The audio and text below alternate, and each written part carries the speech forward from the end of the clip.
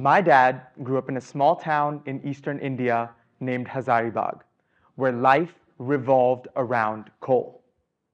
Schools, bridges, hospitals, libraries were built over generations directly by the coal industry. Coal companies even provided rides to movie theaters. My grandfather worked here for 30 years as a coal mining engineer. When it was time for my dad to decide on his career, there were now two options in front of him: coal and now oil. He picked the latter partly because their offices had air conditioning. If you've ever been to India over the summer, you may understand that choice. As a result of that simple decision, my family's life transformed. We moved from India to China to Texas. All the while, I was privileged enough to receive an elite education. But despite that, when it was time for me to decide on my career, I also felt drawn towards energy issues. How predictable and boring. I wondered if I should distance myself away from energy just to avoid doing what 2 generations in my family had already done. Ultimately, I settled on clean energy, telling myself, this is different enough from what my parents did, and maybe I can still retain some semblance of originality. And I enjoyed it too.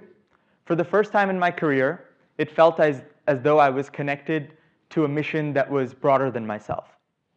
But deep down, something still didn't feel quite right. As clean energy transition and sustainability became mainstream buzzwords, it seemed as though everyone on my LinkedIn feed, including myself, had suddenly taken up arms in some sort of war of biblical proportions. There was an epic battle being waged against climate change, and every investment banker with a green bond was a climate justice warrior. Now, I'm all for enthusiasm, but it started to feel a little too convenient, a little inauthentic, and frankly, a little hollow. Personally, I felt ungrounded. The more I tethered myself to this grand ambition of climate change, the more distant I felt from my roots and family history. But as I was working to reconcile this personal dilemma, I came across a broader and much more important problem.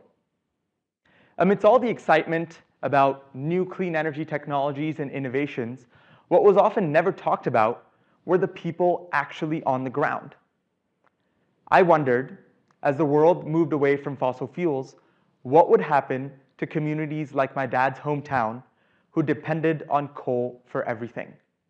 Who is looking out for them? Let's take a moment to consider the life of an average coal mine worker in a developing economy. They have worked in the mines for 20 years. They've developed hearing impairments from being too close to blast sites. They have respiratory illnesses from direct exposure to coal ash day in and day out. But despite these extreme challenges, this job is a blessing. It is virtually the only thing that separates his family from extreme poverty. Now imagine what happens when nearby coal plants in the surrounding area are shut. He loses his job.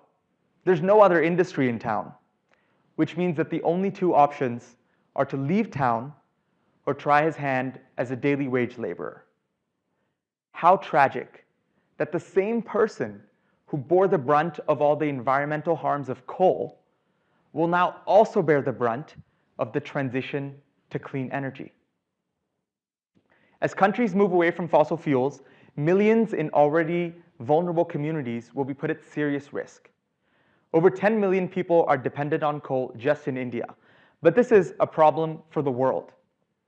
China, Indonesia, Australia, West Virginia, all of these places have communities that are dependent. But let me be clear, coal does need to go. If the world has to come close to meeting our climate change objectives, we do need to phase out fossil fuels over the next few decades. But the way in which we manage this transition could be the difference between sustainable growth and human catastrophe. Now, there are some who say that all transitions have winners and losers. It's been this way forever. That might be true, but the sheer magnitude of the current energy transition will be disruptive like nothing we have ever seen. And when lives are disrupted, especially in developing economies, the result is not just unemployment, it's extreme poverty.